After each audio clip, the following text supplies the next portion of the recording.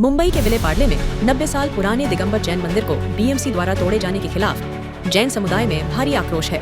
16 अप्रैल को मुंबई के विले पार्ले इलाके में स्थित एक जैन मंदिर पर बीएमसी ने तोड़ने की कार्रवाई की थी। इस कार्रवाई के खिलाफ आज जैन समाज के लोगों ने सुबह 9:30 बजे साइलेंट मार्च निकाला, जिसमें हजारों की संख्या में जैन समाज के लोग शामिल हुए।